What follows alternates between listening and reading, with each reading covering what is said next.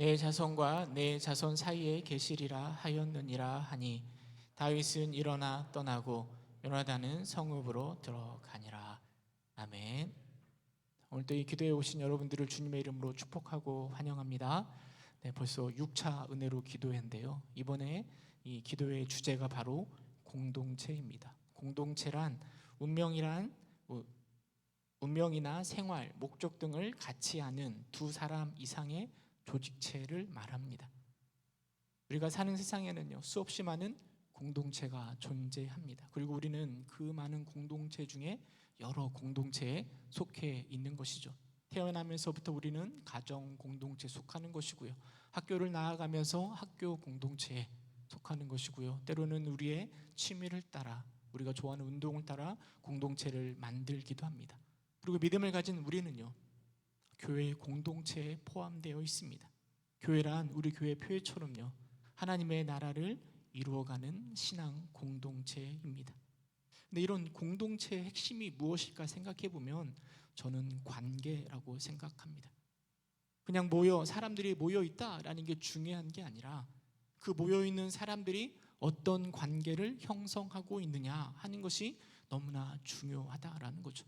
여러분, 교회 공동체도 마찬가지입니다. 하나님을 중심으로 해서 우리는 모여 있습니다. 그런 교회가 수도 없이 많이 존재하고 있습니다. 그러나 그 교회가 다 동일한 모습은 아닙니다. 교회 내 구성원들이 어떤 관계를 형성하느냐에 따라서 그 교회의 평가가 달라지는 것 아니겠습니까? 그래서 공동체의 핵심은 바로 우리가 어떤 관계를 형성하고 있느냐 하는 것입니다. 오늘은 우리가 만들어 가야 되는 그 공동체의 관계가 어떠해야 할지를 함께 생각해 보고자 합니다. 요나단의 선택을 통해서 우리가 만들어 가야 할 교회 공동체의 그 관계의 모습에 대해서 함께 나누며 은혜를 누리고자 합니다. 여러분, 제 고향이 어딘지 아시나요? 제 고향은 전주입니다. 네. 전주를 내려갈 때마다요, 전 늘 고민에 빠집니다. 어느 길로 가면 가장 빨리 전주에 도달할 수 있을까?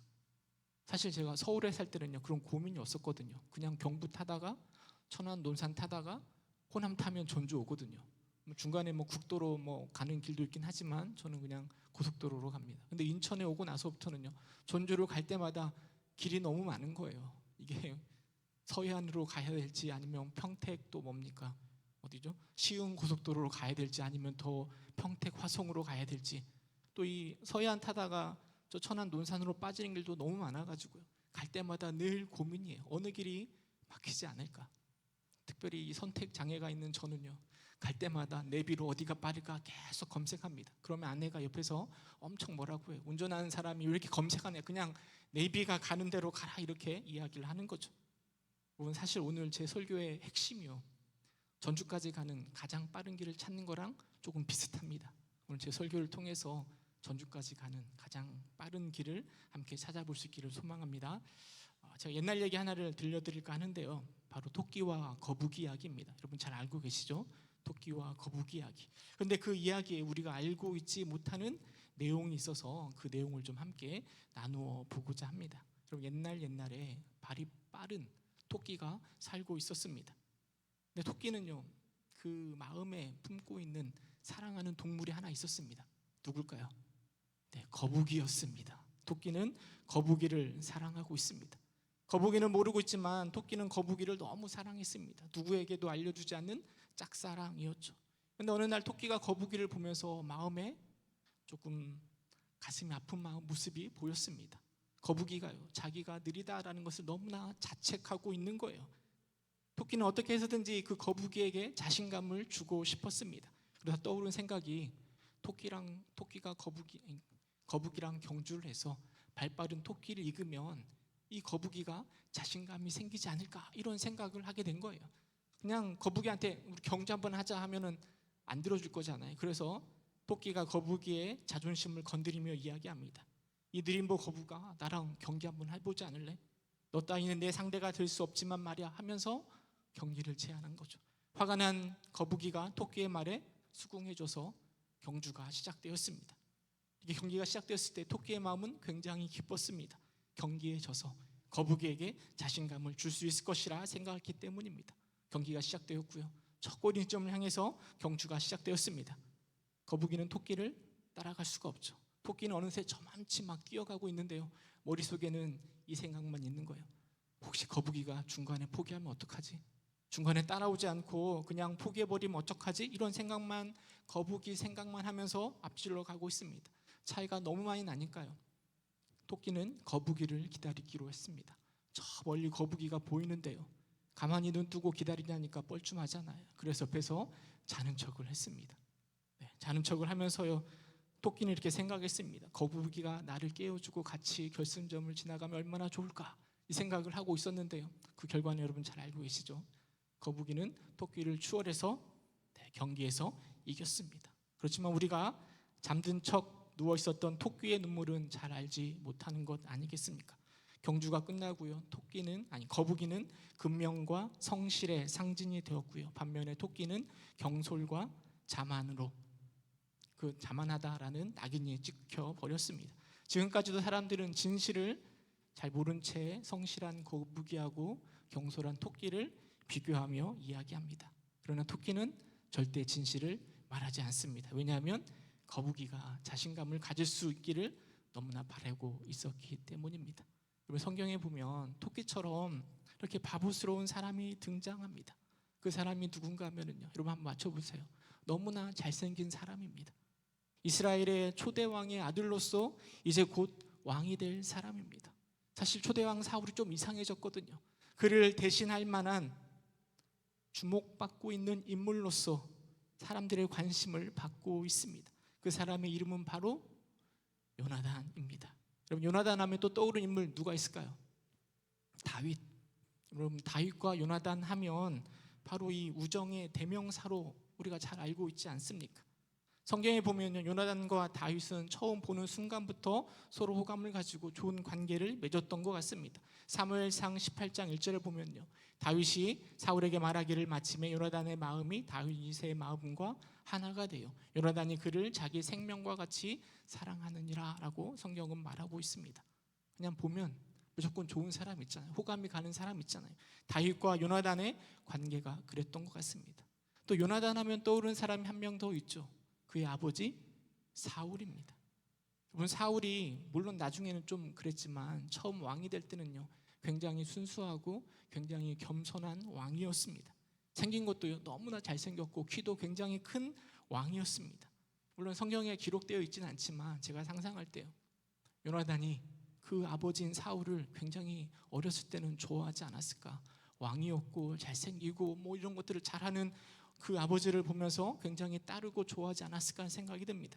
물론 나중에 다윗이 나타나면서 질투심에 조금 이상해진 것은 사실이지만 사울은 여전히 요나단이 사랑하는 아버지입니다.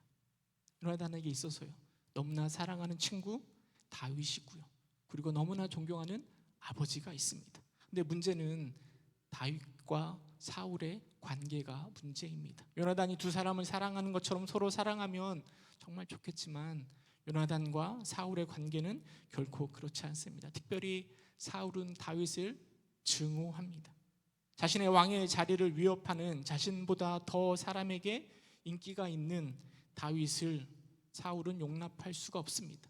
다윗을 죽일 만큼 미워하는, 그러나 사랑하는 아버지 사울과 그 누구보다도 사랑하는 친구 다윗 사이에 요나단이 서 있는 것이죠.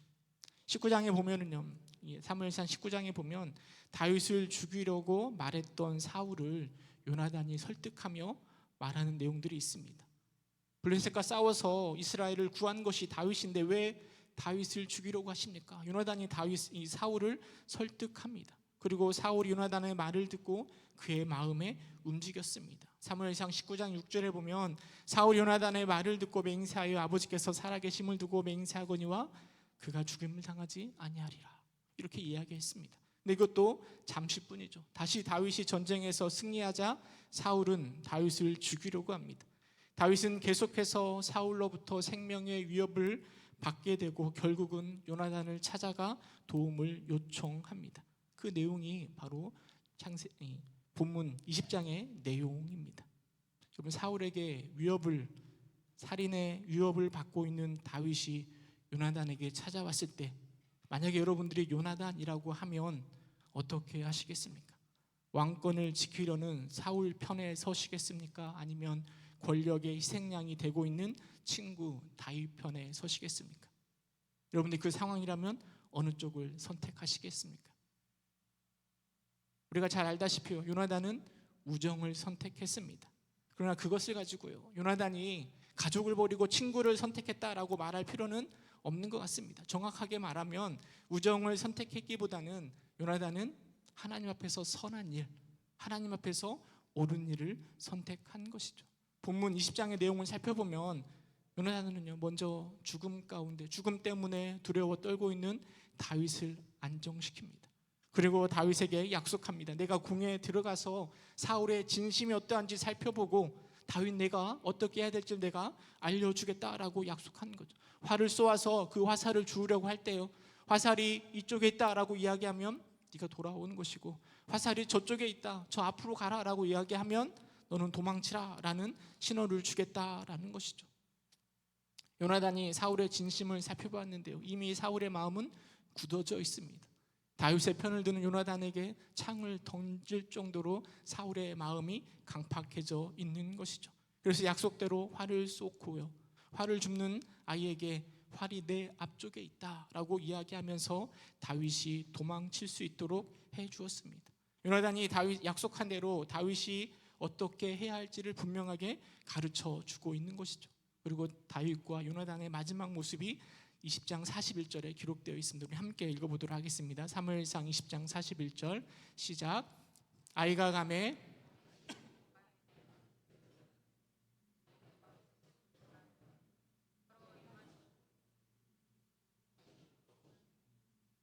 여러분, 두 사람이 헤어지면서요, 그 안타까운 마음에 서로 부둥켜 울고 있는 모습을 기록하고 있습니다.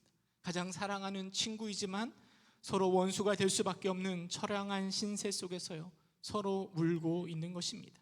근데 조금만 냉철하게 따져보면은요, 여러분, 사울이 요나단에게 했던 말을 우리는 조금 생각해 볼 필요가 있습니다. 요나단이요, 다윗을 옹호할 때 사울이 이렇게 말합니다. 사무엘상 20장 31절인데요 이새의 아들은 다윗이잖아요.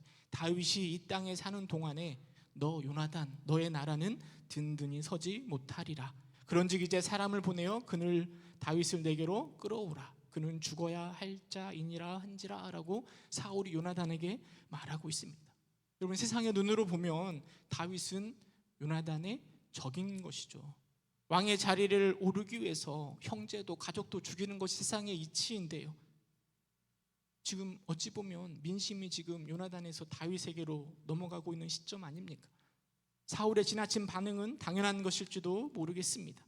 사실 다윗은 요나단이 왕이 되는 일에 있어서 가장 큰 장애물이라 말할 수 있습니다. 벌써 많은 사람들이 다윗을 따르고 좋아하고 있습니다. 속히 요나단이 다윗을 제거하지 못하면 요나단의 왕이 되는 미래는 보장될 수가 없는 것이죠. 그런데 그의 아버지인 사울이 다윗을 죽이고자 발벗고 나서고 있는 것입니다. 만약 사울이 다윗을 없애준다면 요나단 입장에서는 손도 안 대고 호푸는 격 아니겠습니까? 어쩌면 요나단에게 있어서 왕이 될 수 있는 조로의 기회인지도 모르겠습니다. 근데 여러분, 요나단이 다윗을 살려보낼 때 나중에 그때를 기억하면서요, 다윗을 살릴 때를 생각하면서 그 요나단의 마음이 어떤 마음이었을까요? 내가 괜히 살려줬네, 아쉬워하는 마음이었을까요? 내 왕의 자리가 저렇게 다윗과 함께 떠나가는구나, 그때 모른 척 했어야 되는데, 이런 마음이 있었을까요? 자만하고 경솔한 것으로 낙인 찍혀버린 토끼의 마음은 어떠했을까요? 자신이 거북이에게 일부러 져준 것이 억울하고 분해했을까요? 그래서 사람들에게 내가 일부러 져준 것이야 라고 솔직하게 말했을까요? 거북이에게 찾아가서 우리 다시 한번 재경계하자라고 이야기했을까요? 그러면 토끼의 마음은 전혀 그렇지 않습니다. 비록 사람들이 토끼를 욕한다 하더라도요, 토끼의 마음은 기쁨으로 가득 차 있습니다. 왜냐하면 지금 거북이가요, 자신의 컴플렉스를 극복하고 있잖아요. 거북이를 사랑하는 토끼에게는요, 거북이의 기쁨이 바로 자신의 기쁨이 되는 것입니다. 그게 바로 진정한 사랑 아니겠습니까? 요나단의 마음도 그런 마음이었을 것입니다. 비록 왕의 자리를 빼앗길지라도 다윗을 사랑하고요, 그 우정의 마음을 지켰다라는 그 생각 가운데, 다윗이 죽지 않고 그 고난에서 빠져나왔다라는 생각 때문에 그 안에 기쁨이 가득하였을 것입니다. 비록 다윗이 요나단을 제치고 왕이 되었을지라도 이게 바로 사랑을 베푸는 자가 누리는 기쁨이고 행복이지 않을까요? 제가 좋아하는 화가가 있습니다. 빈센트 반 고흐. 저는 이 빈센트 반 고흐의 노란색이 좋고요, 그의 열정이 너무 좋은 것 같습니다. 여러분, 빈센트 반 고흐도요, 목사의 아들이었고요, 처음에는 목회자의 길을 걸어갔습니다. 그러다가 나중에 화가가 되었습니다. 그러니까 늦은 나이에 화가가 되었고요, 빈센트는 굉장히 젊은 나이에 죽음을 맞이했습니다. 그러니까 그가 화가로 그림을 그린 시간은 굉장히 짧습니다. 근데 그 짧은 시간에 얼마나 열정적으로 그림을 그렸는지 모릅니다. 그래서 그 시간을 따져보면 평균 일주일에 2-3점의 그림을 그릴 정도로 그림에 미쳐서 살아갔던 사람이 바로 빈센트 반 고흐입니다.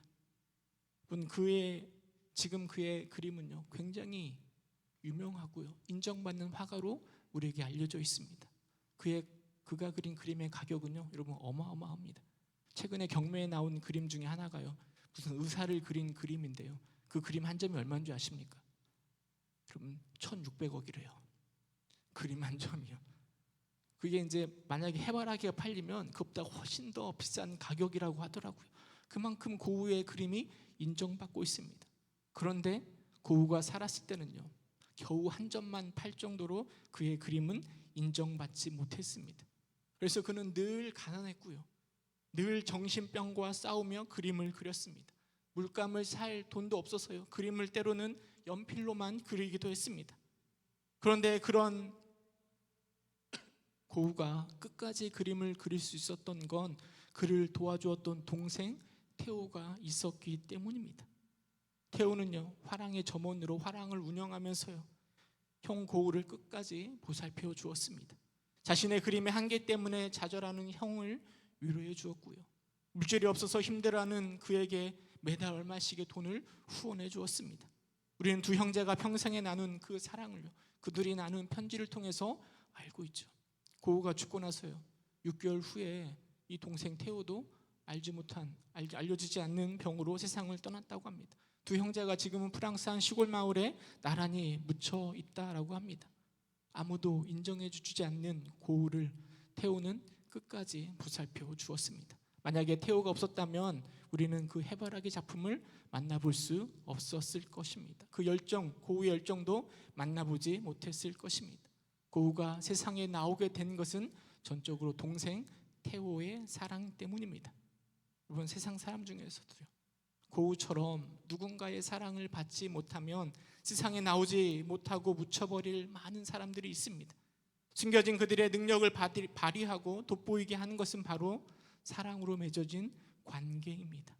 거북이의 성실함을 돋보이게 한 것은 토끼이며, 또 고흐의 열정적인 그림을 세상에 나오게 한 것도 바로 테오입니다. 다윗을 다윗되게 한 사람, 그 역시 바로 요나단의 사랑 때문입니다. 우리 주위에는요, 우리의 사랑을 기다리는 많은 사람들이 있는 것이죠. 하나님의 사랑이 아직 전해지지 않아 세상 속에서 묻혀 제 빛을 발하지 못하는 사람이 얼마나 많은지 모릅니다. 하나님은요, 우리에게 그런 사람을 세우기 위해서 공동체를 허락해 주셨습니다. 하나님의 나라 이루어가는 신앙 공동체를 허락하신 거죠. 우리의 신앙 공동체가요, 내가 속한 교회 공동체가요, 나의 욕심과 내 필요를 채우기 위한 공동체로 인식해서는 안 될 것입니다. 여러분, 우리의 공동체는, 특별히 우리 부평 동부교회는요, 이 공동체의 관계를 통해서 서로를 세우고 또 서로를 사랑하기 위해서, 또 하나님의 뜻을 이루기 위해서 세우신 하나님의 귀한 신앙 공동체임을 여러분 꼭 기억해 주시길 바랍니다. 그렇다면 여러분, 우리가 이 신앙 공동체의 그 관계를 어떻게 맺어야 할까요? 요나단과 다윗의 관계 속에서, 특별히 오늘 본문 42절에 기록되어 있는 두 사람의 언약 속에서요, 우리의 공동체가 어떤 관계를 맺어야 할지를 함께 생각해 보고자 합니다. 먼저 우리 42절 말씀 함께 읽어보도록 하겠습니다. 42절 시작. 요나단이 다윗에게 이르되 평안히 가라. 우리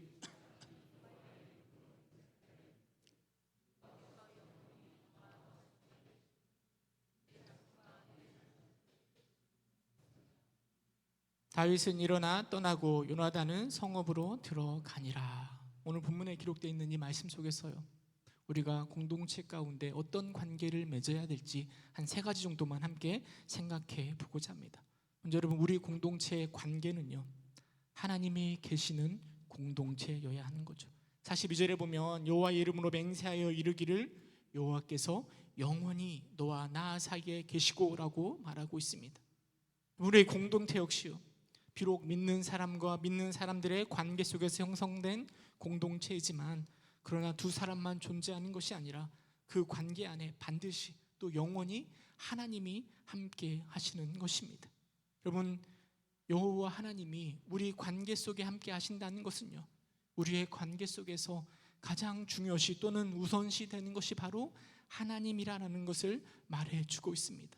여러분, 하나님이 우선시 된다는 것은요, 우리의 관계 속에서 세상의 유익과 상황과 형편을 먼저 생각하는 것이 아니라 관계 속에서, 우리가 맺고 있는 공동체의 관계 속에서 하나님을 먼저 의식하는 것입니다. 더 나아가서 하나님을 의식한다라는 것은요, 하나님의 말씀대로, 말씀을 바탕으로 하여 맺어지는 관계라는 것을 말하고 있는 것이죠. 솔직히 말하면 사울과 다윗 사이에서 우리가 누군가를 선택해야 하는가? 그래도 친구보다는 가족 아니겠습니까? 뿐만 아니라 세상적인 유익을 생각한다면 요나단은 얼마든지 다윗을 적당히 모른 채 할 수 있습니다. 그러나 요나단은 그렇게 하지 않았습니다. 관계 속에 계시는 그 하나님을 생각하는 것이고, 하나님이 옳다 여기시는 것을 선택하게 되는 것이죠. 어쩌면 요나단은요, 앞서서 일어난 여러 가지 일들을 통해서 하나님은 이미 아버지인 사울을 버렸다라는 것을 알고 있었을지도 모르겠습니다. 하나님은 사울이 아니라 다윗을 선택하고 계셨다라는 것을 이미 알고 있었지 않았을까 하는 생각을 해봅니다. 그리고 요나단은 하나님의 뜻을 그 관계 속에서 따르고 있는 것입니다. 비록 그것이 나에게 슬픔이고 손해가 된다 할지라도 하나님과 함께 하시는 관계 안에서 하나님의 뜻을 따라 그 관계를 만들어가고 있는 것이죠. 그럼 요셉이 보디발의 장군의 집에서요, 보디발의 장군의 아내로부터 유혹을 받을 때 요셉은 창세기 39장 9절에 이렇게 이야기합니다. 뒷부분에 보면은요, 그런즉 내가 어찌 이 큰 악을 행하여 하나님께 죄를 지으리까. 그 상황 속에서요, 요셉은 상황 속에서 보디발 장군을 생각해야 되고 그 관계도 생각해 볼 수 있을 것입니다. 그러나 무엇보다 내가 그 일을 행하여 하나님께 죄를 지으리까 라고 이야기하면서요, 하나님을 염두에 두고 있는 요셉의 모습을 볼 수 있는 것입니다. 그럼 우리의 공동체 관계도 그러해야 하는 것이죠. 무조건 친해지고 함께하면 좋은 것이 아니라 하나님 앞에서 우리는 친밀해지고 좋은 관계를 형성해야 하는 것입니다. 하나님 앞에서 부끄러울 것이 없는, 또 진실되고 거룩한, 하나님을 기쁘시게 할 수 있는 그 관계를 형성하고 그 관계를 통해서 우리의 공동체를 만들어가는 것이 중요한 것이죠. 우리의 신앙 공동체 가운데 내가 맺고 있는 관계 속에 그러면 하나님이 함께 하십니까? 하나님 앞에서 부끄러움 없이 관계를 맺고 계십니까? 우리의 공동체 안에 관계를 생각해 볼 수 있기를 소망합니다. 두 번째로 생각해 볼 것은요, 우리의 공동체의 관계는 평안이 있는 공동체여야 하는 것이죠. 요나단이 다윗에게 이야기합니다. 평안히 가라. 여러분, 평안히 가라라는 것을 직역하면 평안에 의하여 평안 가운데 가라라고 말하고 있는 것이죠. 그냥 인사말로 샬롬 이렇게 이야기하는 것이 아니라, 지금 다윗이 어떤 상황입니까? 사울 때문에 두려움 가운데 사로잡혀 있는 상황 아닙니까? 그런데 그런 두려움에 떨고 있는 다윗을 향하여 요나단이 두려워하지 말고 평안히 가라라고 말하고 있습니다. 다윗을 향해서요, 그 두려움 가운데 사로잡혀 있을 수밖에 없는 그 상황 가운데 평안히 가라라고 말할 수 있었던 것은요, 바로 요나단의 맹세, 그리고 요나단의 행동을 통해서 분명하게 보여주고 있는 사랑을 기반으로 해서 그렇게 말하고 있는 것이죠. 사무엘상 20장 17절에 보면 이렇게 성경은 말하고 있습니다. 다윗에 대한 요나단의 사랑이 그를 다시 맹세하게 하였으니 이는 자기 생명을 사랑함 같이 그를 사랑함이었더라. 비록 사울로 인해서 다윗은 두려움에 떨고 있지만 그 요나단의 사랑은요, 그 다윗의 두려움을 덮는 것입니다. 그 두려움을 덮을 만큼 그 큰 요나단의 사랑을 기반하여 요나단은 다윗에게 말하고 있는 거죠. 두려워하지 말고 평안 가운데 가라. 여러분, 우리의 공동체도요, 우리의 공동체가 맺고 있는 관계 속에서도요, 그런 평안, 사랑을 기반으로 한 그 평안이 있어야 되는 것 아니겠습니까? 비록 우리가 처해 있는 형편은요, 때로는 두려울 수 있습니다. 불안할 수 있습니다.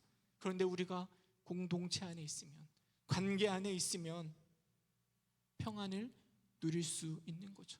왜냐하면 나를 아낌없이 사랑해 주는 그 귀한 지체가 바로 옆에 있기 때문에.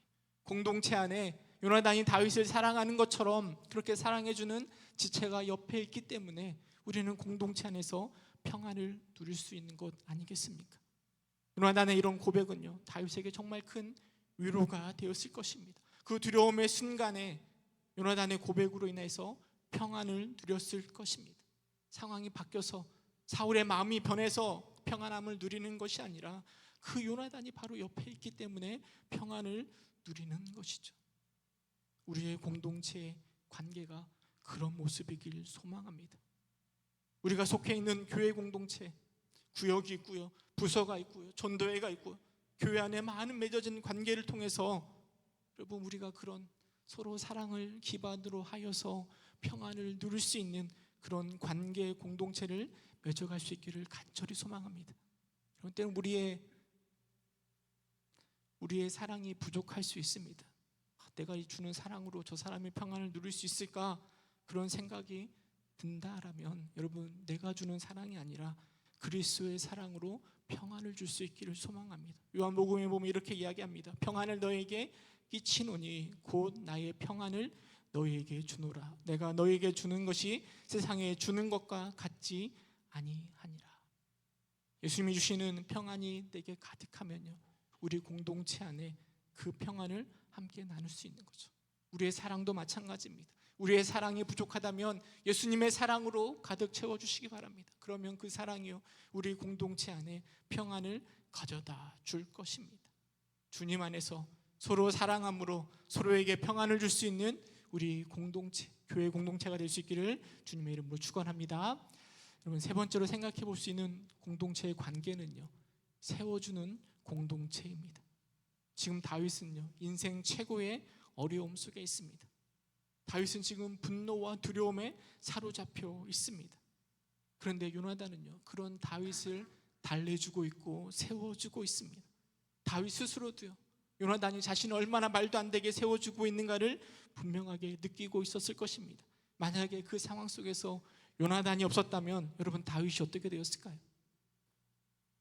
제 생각에 아마도 다윗은 죄악의 길로 가지 않았을까, 이렇게 생각해 봅니다. 나중에 다윗은 사울과 이렇게 동굴에서 만나잖아요. 그래서 사울을 죽일 수 있는 기회가 생겨납니다. 주변 사람들이 이번 참에 사울을 죽여야 됩니다 말합니다. 그러나 다윗은 사울의 옷자락만 베니다.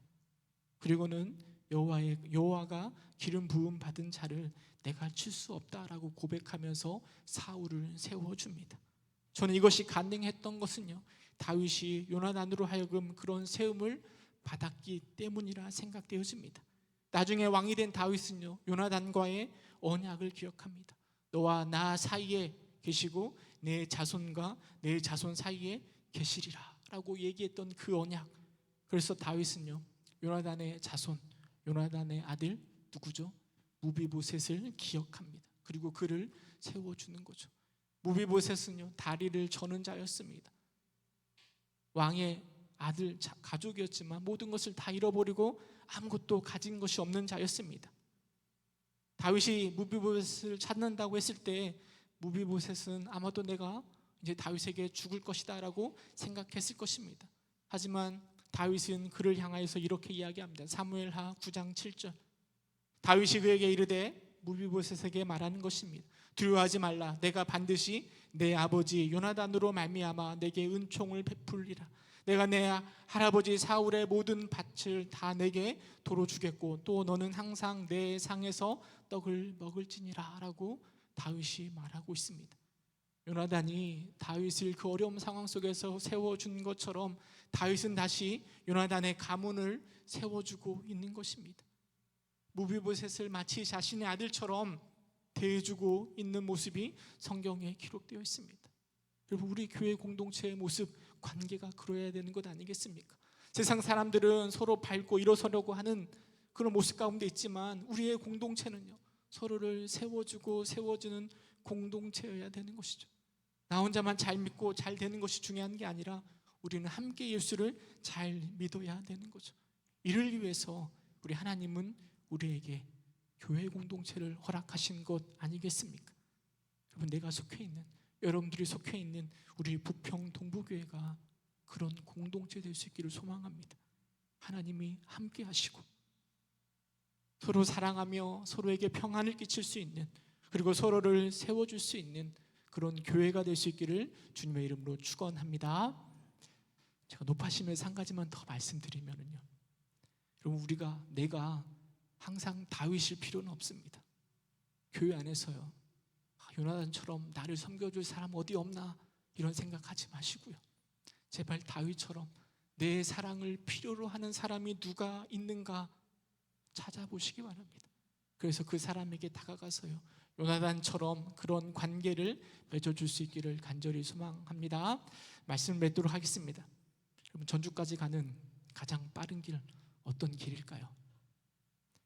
사실 중요한 것은요, 얼마나 빨리 가는가, 이게 중요한 게 아니죠. 시간은 항상 상대적이기 때문입니다. 얼마나 빨리 가는가보다 더 중요한 건 누구랑 함께 하는 것입니다. 아무리 빠른 길이라 할지라도요, 내가 정말 미워하고 싫어하는 사람과 가면 그 길이 1분이라도 정말 길게 느껴질 것입니다. 근데 아무리 긴 길이라 할지라도, 여행길이라 할지라도요, 내가 사랑하는 사람과 함께 걸어가면 그 길은 순식간에 지나가는 것 아니겠습니까? 요나단과 함께하는 다윗의 여행은 정말 빠른 여행이 될 것입니다. 그러나 사울과 함께하는 다윗의 여행은 세상에서 가장 느린 여행이 되는 것 아니겠습니까? 전주까지 가는 가장 빠른 길은 사랑하는 가족과 함께 재미나게 가는 것 아니겠습니까? 성경 히브리서에 보면 우리에게 이렇게 이야기합니다. 히브리서 11장 13절. 이 사람들은 믿음의 조상들을 이야기합니다. 다 믿음을 따라 죽었으며 약속을 받지 못하였으되 그것들을 멀리서 보고 환영하며 또 이 땅에서는 외국인과 나그네임을 증언하였으니, 우리의 믿음의 조상들이요, 뭐라고 증언하는 거면 너희는 바로 이 세상의 나그네다라고 말하는 겁니다. 14절에 보면 그들이 같이 말하는 것은 자기들이 본향을 찾는 자임을 나타냅니다. 여러분, 세상 가운데 우리는 나그네다라고 우리의 믿음의 선배들이, 성경이 우리에게 말해주고 있습니다. 저 본향을 향해 나아가는 나그네입니다. 여러분, 그 본향이 어디겠습니까? 하나님의 나라, 저 천국 아니겠습니까? 우리는 나그네가 되어서 이 세상 가운데 정착하고 뿌리를 내리는 자들이 아니라 그 나라를 향해 나아가는 자라는 것이죠. 다시 말해서 여기 앉아 계신 여러분들은 모두 다 천국을 가고 있는, 여행을 하고 있는 사람들이라는 것입니다. 여러분, 그 여행길, 천국으로 가는 그 여행길이요, 즐겁고 행복하십니까? 아니면 고통스럽고 힘드십니까? 물론 현실적으로 부딪히는 고통이 없는 것은 아닙니다.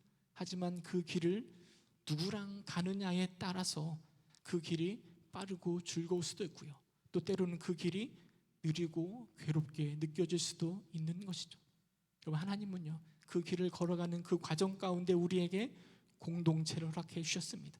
하나님의 나라 이루어가는 신앙 공동체 부평 동부교회를 허락하셨습니다. 교회 내에 구역을 허락하셨고요, 전도회를 허락하셨고 또 많은 부서를 허락하셨습니다. 그리고 그들과 함께 모여 우리는 그 순례의 길을 걸어가는 것입니다. 지난달에는요, 우리 22명의 임직자를 세웠잖아요. 또 그리고 60주년을 기념하여서요, 우리는 지금 60일 은혜로 기도회로 지금 모여서 함께 기도하고 있습니다. 왜 이렇게 하는 걸까요? 다른 것이 아니라 그 천국 가는 그 길이 우리 공동체로 인해서 더 즐겁고 행복하게 하려고 하는 것 아니겠습니까? 맞죠? 그러려고 우리가 지금 모여 있는 것 아닙니까?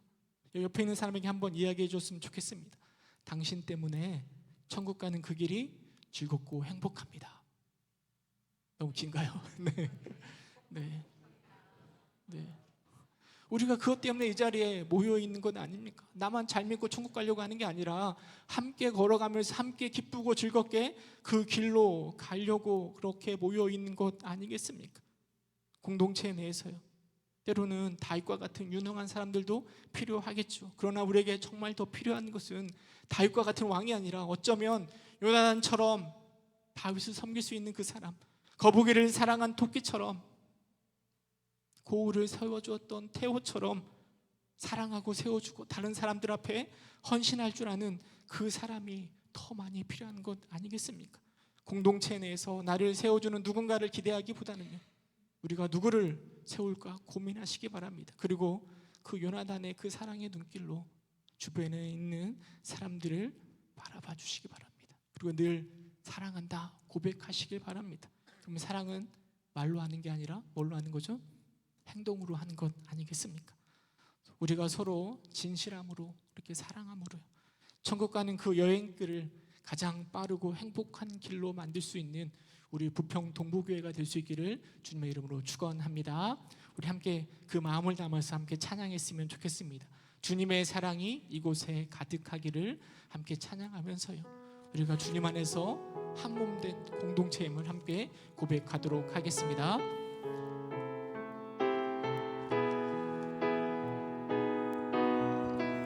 주님의 사랑이, 주님의 사랑이 이곳에